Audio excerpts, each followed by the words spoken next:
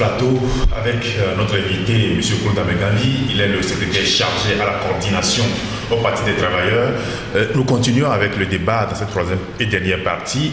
Monsieur Claude, vous avez évoqué tout à l'heure dans vos développements les crimes politiques, les assassinats, les droits de l'homme qui sont bafoués. Il y a également dans notre pays des crimes économiques qui scandalisent plus d'un. Aujourd'hui, ce qui défraie la chronique, c'est cette affaire dite de Petrolgate. Comment est-ce que vous percevez Petrolgate aujourd'hui?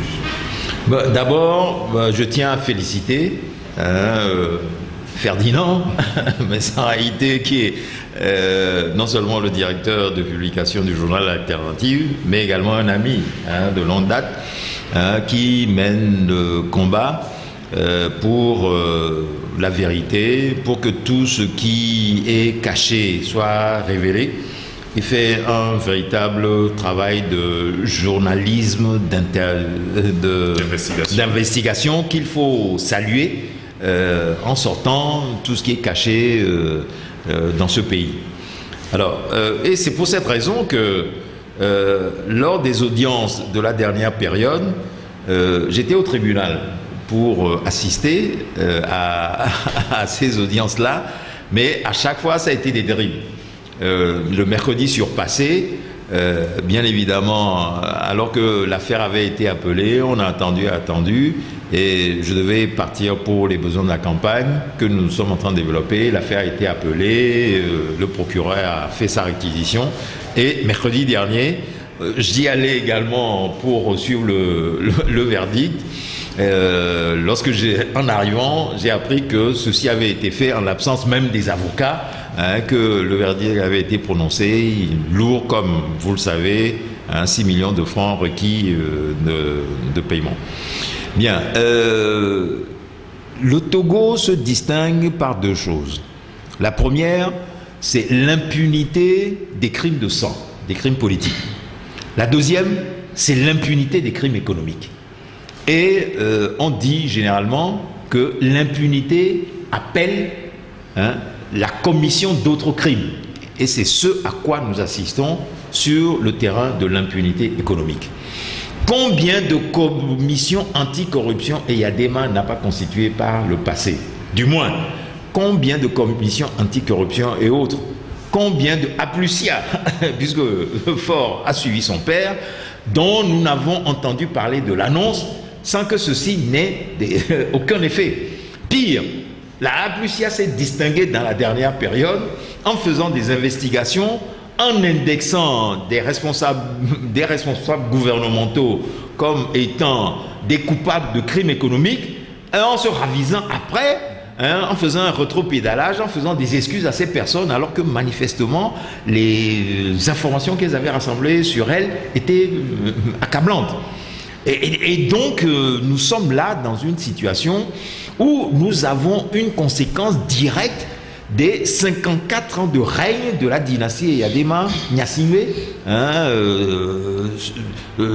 sur le Togo. Cette domination a fini par créer une situation où les gens croient que tout leur est dû et qu'ils n'ont rien à faire, des Togolais qui peuvent faire ce qu'ils veulent, ils ne seront pas sanctionnés.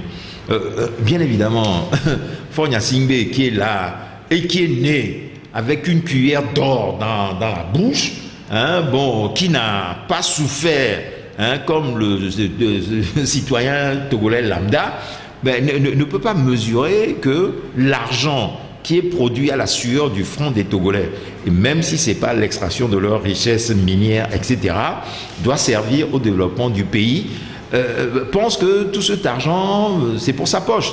Et tout se passe comme si, finalement, au Togo, nous étions dans un royaume, dont les rois, symbolisés par cette dynastie EYADEMA Gnassingbé, disposent de nous, les citoyens togolais, comme des sujets, et disposent de nos biens comme leur propriété personnelle, et qui n'ont de compte à rendre à personne, et qui peuvent faire ce qu'ils veulent. Alors, nous, sur le plan politique, la conséquence que nous pensons qu'il faut tirer de ça, mais c'est qu'il faut mettre le holà à tout ceci. Il faut mettre le stop à tout cela. Et le stop à mettre à tout ceci, c'est quoi? C'est cette pétition que nous avons sortie. Parce que nous avons une justice corrompue, et sur le terrain judiciaire, eh bien, il n'y a pas de justice au Togo, malgré tous les fonds faramineux qui ont été engloutis dans la réforme de la justice togolaise, qui est une sorte de tarte à la crème dont on entend parler régulièrement à chaque fois, et qui n'est sans conséquence sur rien du tout. Et donc, nous devons savoir que ce n'est pas sur ce terrain-là que les choses vont survenir. Et donc, qu'il faut en finir avec ce régime pour que tous ceux qui sont coupables de crimes économiques, comme tous ceux qui sont coupables de crimes politiques, puissent se rendre compte à la nation. Parce que là, il y a véritablement un pactole énorme d'argent qui est gaspillé en pure perte et dont le pays a besoin pour se développer, pour se construire, pour nourrir la population. Nous avons une jeunesse absolument déboussolée et dont les jeunes, par désespoir, quittent le pays, traversent le Sahara et vont se foutre dans la mer Méditerranée. Parmi les milliers de cadavres qu'on a ramassés, il y avait des Togolais. Et ne parlons pas de ceux qui sont réduits à l'état d'esclaves en Libye, où ils passent pour aller sur le bord de la Méditerranée. Bon, maintenant, avec les informations qui ont circulé sur ces réalités-là, ce mouvement s'est quelque peu arrêté, mais on doit se rendre compte dans la situation du pays que ça ne va pas. Et regardez véritablement ce paradoxe qu'il y a, où il est question de 500 milliards de francs CFA qui ont été détournés dans cette affaire de Petrolgate, et où des enseignants demandent 2 malheureux milliards pour la revalorisation de leurs conditions salariales, et ils se font tourner en bourrique par les autorités de notre pays. Mais véritablement, il y a de quoi être choqué, indigné, parce qu'il n'y a pas de commune mesure. 2 milliards, 500 milliards. 2 milliards pour des besoins pour que les gens se nourrissent. Des enseignants volontaires dans ce pays qui continuent, pour certains, à avoir un sac de farine, un sac de maïs donné par les populations, et donc des fois qui n'ont rien et qui doivent eux-mêmes avoir des champs dans les villages pour pouvoir se nourrir, etc. Alors que vous avez des gens qui sont là, qui détournent des milliards, qui participent à une réunion de 1-2 heures, et c'est des millions qu'on leur verse sans qu'ils aient rien fait. Ne parlons pas de ce qu'ils détournent. Et tous ces gens qui ont des villas sur la Côte d'Azur, en Europe, aux États-Unis, partout. Regardez, dernièrement, il était question de l'appartement que Fora a acheté à Paris en marge de la COP 21, etc. et tout ça. Mais ce sont des choses absolument choquantes. Et c'est pas Fort seul, mais c'est toute cette classe politique du régime RPT UNIR dont les responsables ont des biens partout. Mais il y a une première ministre, Victoire Tomenga Dogbe, en lisant un article dernièrement, j'apprends que quoi? Qu'elle a une tour au quartier d'Écon ici. Mais cette dame, qu'est-ce qu'elle a fait en l'espace de quelques années, depuis lesquelles elle est venue dans ce pays, pour avoir ramassé autant d'argent mais avoir en propre une tour dans le quartier de Décon? Mais expliquez-moi, alors qu'elle n'a été jamais que dans des fonctions officielles, de ministre, de conseillère d'abord, de ministre ensuite, etc., etc. Mais vraiment, et l'enrichissement illicite dans les pays d'Afrique, c'est bien connu, et au Togo en particulier, mais se fait par le parasitage de l'appareil d'État, ce qui n'est absolument pas normal. Les gens ne sont pas dans des affaires, ce n'est pas qu'ils aient développé des affaires commerciales, etc., pour s'enrichir, mais c'est pas des détournements de fonds publics. Mais attendez, il faut que ça s'arrête un jour. Et donc, nous disons qu'il faut mettre fin à cette impunité économique et créer un mouvement où les gens soient poussés à rendre compte. Et ça, pour le faire, il faut en finir avec la domination de cette dynastie-là. Il faut démissionner fort. Et là où le lien doit se faire, c'est que pour que la campagne, pour que les 500 milliards du Petrolgate soient restitués au peuple togolais et que ceux qui sont coupables de ces détournements-là puissent se rendre compte, il faut que nous obligions Faure Gnassingbé à démissionner. Et quand nous aurons réussi et nous aurons obtenu sa démission, nous allons demander aux Adjakli, aux uns aux autres, aux Victoire Tomenga Dogbe, aux Aoumezounou et à tous ceux-là dont nous entendons parler des noms, en plus il y a des preuves et tout, de s'expliquer et surtout d'aller ramener l'argent là où ils l'ont laissé, et pour le remettre à sa place, parce que cet argent n'est pas le leur. Alors, Le Pétrole Gate a commencé le 9 juin 2020. Plus de 6 mois après, nous en sommes toujours et peut-être on va continuer puisque l'alternative et son directeur de publication, c'est-à-dire ma modeste personne, ont été assignés devant les tribunaux par Fabrice Adjakli, qui a été nommément cité dans les articles.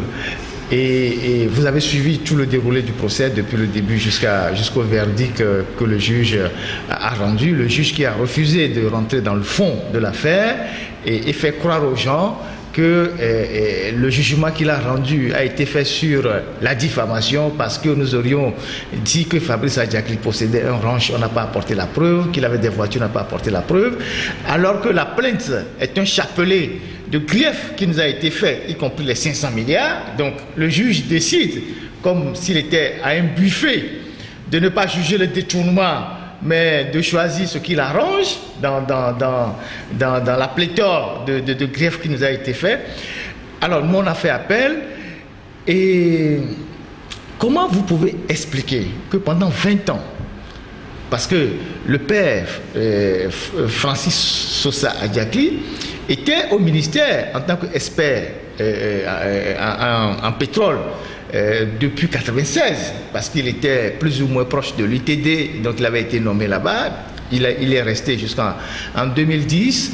Son fils est rentré dedans. Ça fait presque 20 ans qu'ils ont le contrôle de ce secteur-là. Et donc, une mafia s'est vraiment installée. Nous avons eu le courage de mettre les pieds dans les plats. Et bon, ça nous vaut ce que ça nous vaut. Mais comment peut-on expliquer que ces gens aient pu détourner? Parce qu'aujourd'hui, il y a un audit qui confirme les faits. Les fonds vont même au-delà de 500 milliards. Alors comment est-ce qu'on peut expliquer que ces gens aient pu opérer pendant des années sans que personne ne dise rien? C'est vrai qu'ils mouillaient presque tout le monde. On sait qu'il y a Barké derrière, on sait qu'il y a d'autres personnes. Mais même au niveau de la classe politique de l'opposition, les gens n'ont pas envie de se prononcer sur le sujet. On a vu Wassem Gate ici. À force d'évoluer, on a vu les liens avec certains partis, certains responsables politiques. Est-ce que cette affaire de Pétrole Gate, même si nous ne voulons pas aller vite en besogne, il y a des choses qui sortiront plus tard, est-ce qu'on ne va pas se retrouver dans la même situation que le Wassem Gate? Mais précisément, c'est là où, comme je l'indiquais tout à l'heure, la lutte politique togolaise est devenue un fonds de commerce pour des acteurs politiques, notamment ceux de l'opposition. Vous l'avez indiqué tout à l'heure, Francis Adjakli a été nommé dans ses affaires, dans ses fonctions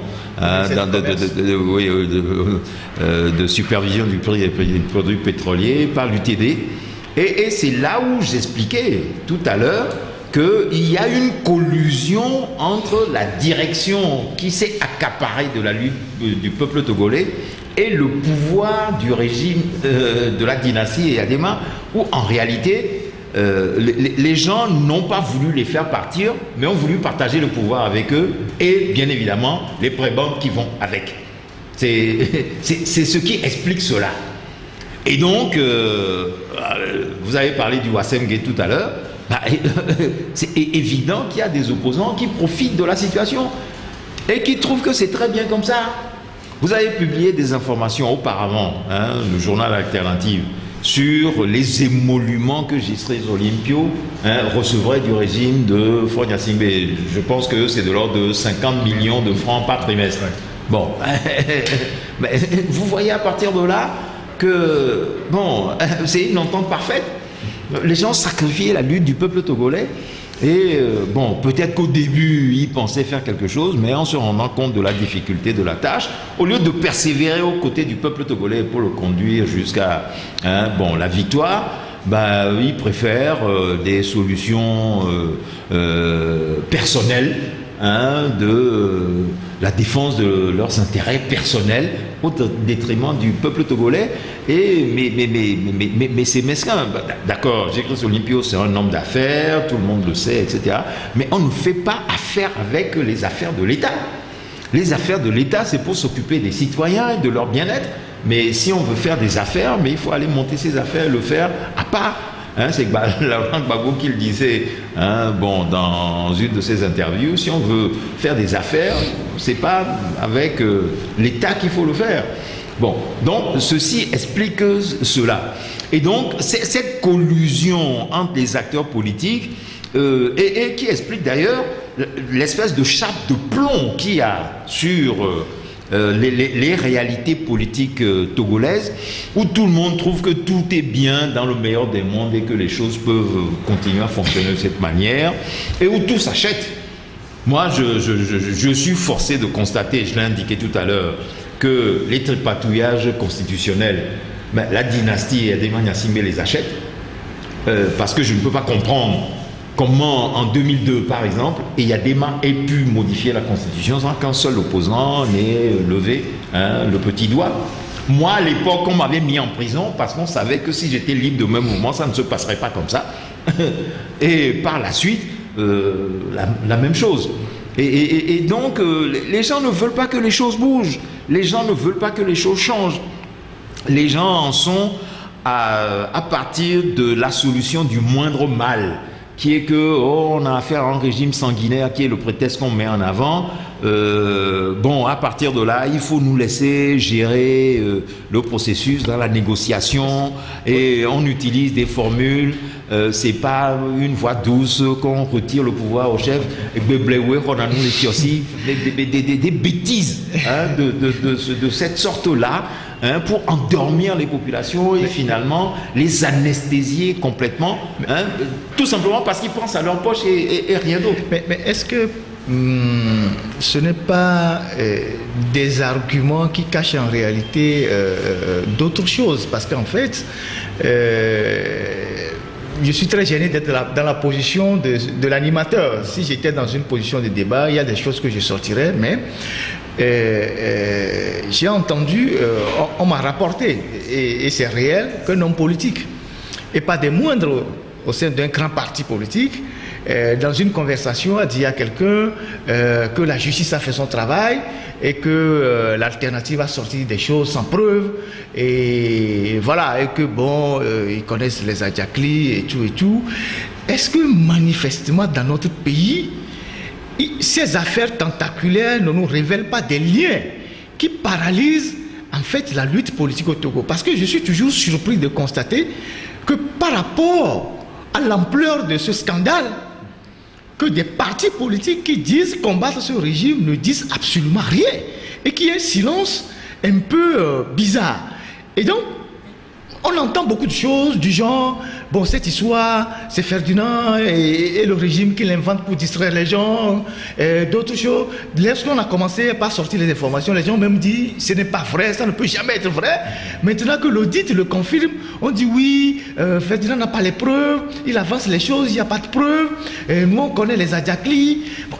Si on fouille dans ces genres de choses, est-ce qu'on ne se retrouve pas avec les mêmes individus et quand on met un peu la franc-maçonnerie au milieu, on retrouve les mêmes personnes. De façon, c'est-à-dire que ça va de tous les côtés. Parce que les juges qui laissent de côté le droit, qui raisonnent, comme je l'ai dit, comme des grilleurs d'arachide, pour condamner le dénonciateur du crime et laisser le criminel, les partis politiques qui, dans le silence, dans les conversations téléphoniques, disent à leurs amis, oh non, ce journaliste il nous a critiqué il n'y a pas quelque temps, il n'a pas les preuves, on a appelé le juge a dit oui, on l'a jugé sur la diffamation, voilà. Et pourtant ce sont ces gens qui disent qu'ils luttent pour le changement. Il y a des documents qui ont circulé, comment on a viré de l'argent sur les comptes d'une ministre en un an, plus de 567 milliards. Est-ce que manifestement la lutte togolaise ne trouve pas sa complication dans le fait que les gens sont liés, mais nous n'arrivons pas véritablement à mettre la lumière sur ce qui lie les gens dans ce pays? Non, mais véritablement, vous avez... tu as absolument raison, Ferdinand. Et c'est ce qui est au cœur de la situation politique togolaise et que j'ai expliqué tout à l'heure. Vous voyez, c'est pour cette raison que nous, on a toujours refusé de participer à ces histoires de dialogue. Parce que...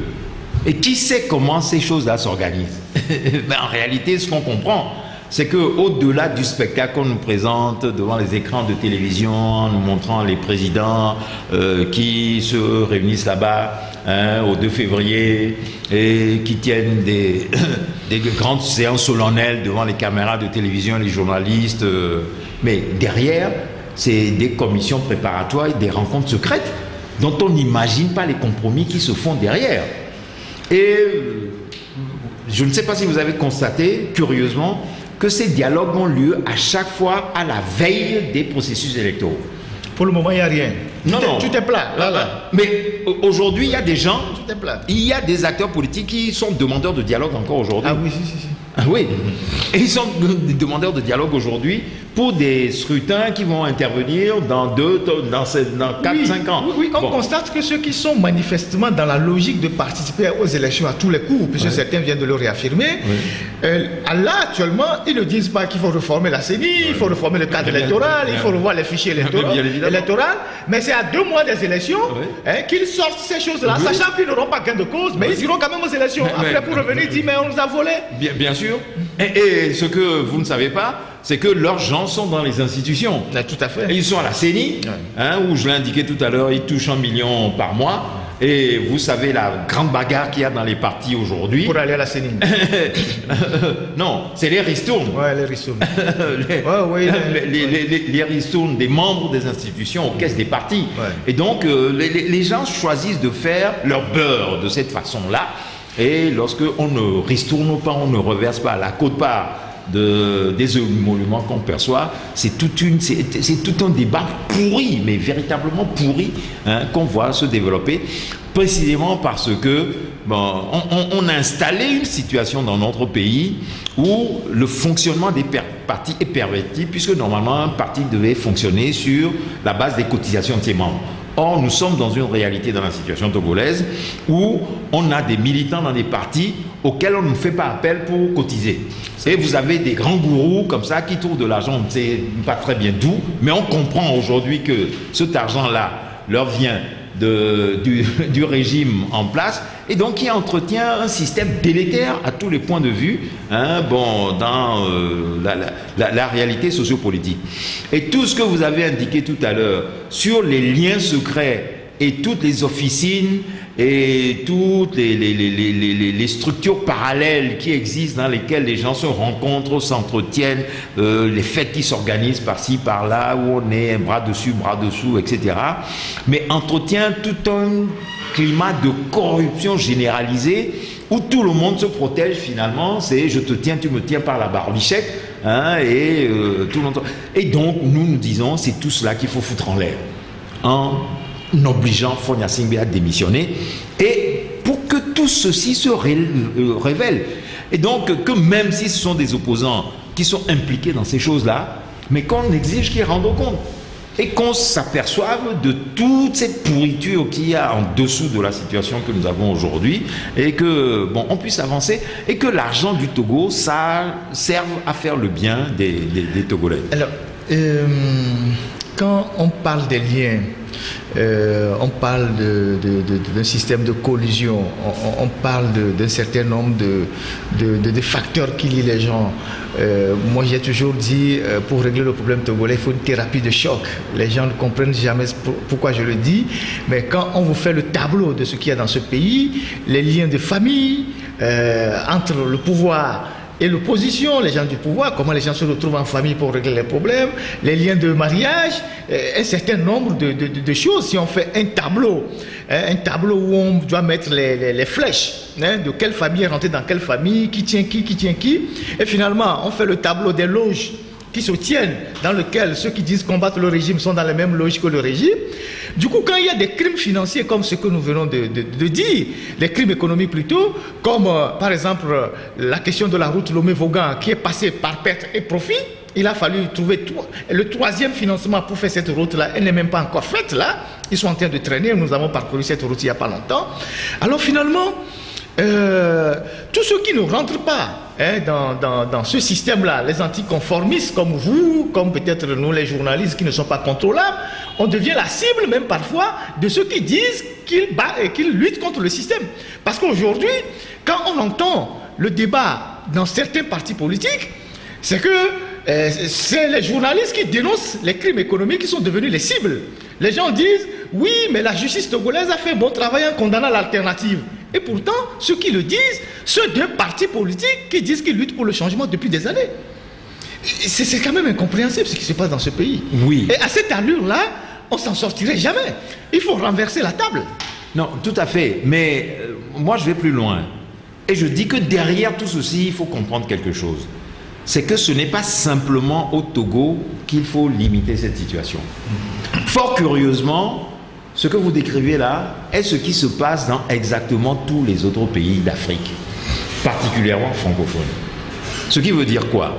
Ce qui veut dire que derrière, il y a une autre réalité tangible beaucoup plus importante que la dénonciation des simples nationaux. Et que, en réalité, tous ces nationaux qui détournent pas dizaines, pas centaines de milliards, mais finalement ne profitent que de miettes d'un système beaucoup plus grave que cela. Et qui vient d'où? Mais qui vient de la France, parce que tout ceci est toléré. Pourquoi? Parce que nous avons une domination de l'État français sur des pays francophones, anciennes colonies françaises d'Afrique, où les réalités sont celles-là. Dans des situations de pays comme le Ghana, le Nigeria, etc., il y a certes la corruption, etc., qu'on peut dénoncer également, mais ça ne prend pas des formes aussi tentaculaires, aussi scandaleuses, aussi ubuesques que ce que nous voyons dans nos pays. Et personne n'ose imaginer le bénéfice que les gens en tirent. Prenez par exemple, mais un groupe comme le groupe Bolloré, dans la situation de nos pays d'Afrique, mais le groupe Bolloré, mais son chiffre d'affaires au Togo, c'est combien de fois le budget de l'État togolais?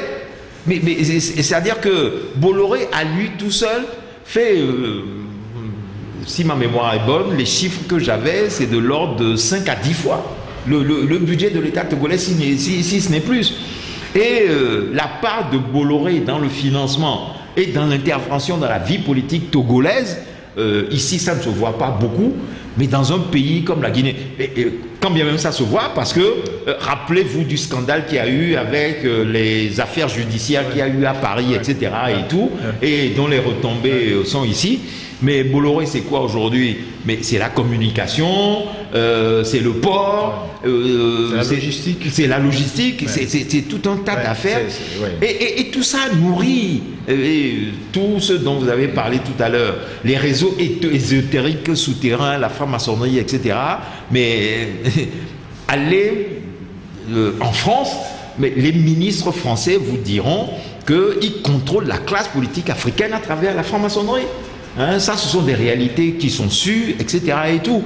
Et donc, nous avons affaire à forte partie. Et c'est pour ça que je dis que moi, mon rêve, c'est que nous fassions voler tout cela en éclats.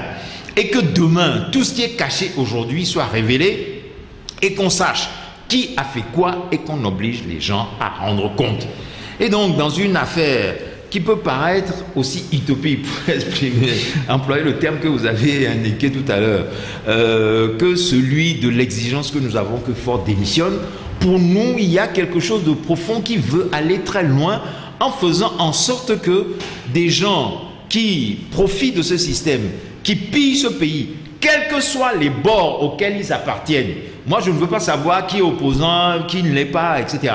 Mais toute personne qui aura vécu ou se sera accaparé des détournements de deniers publics togolais doit rendre compte. Est-ce qu'ils ont volé au Togo? Doit lui aider, au peuple togolais doit lui aider. Alors, une dernière question sur le pétrole gate. Opposant ou pas opposant, on ne sait même plus ce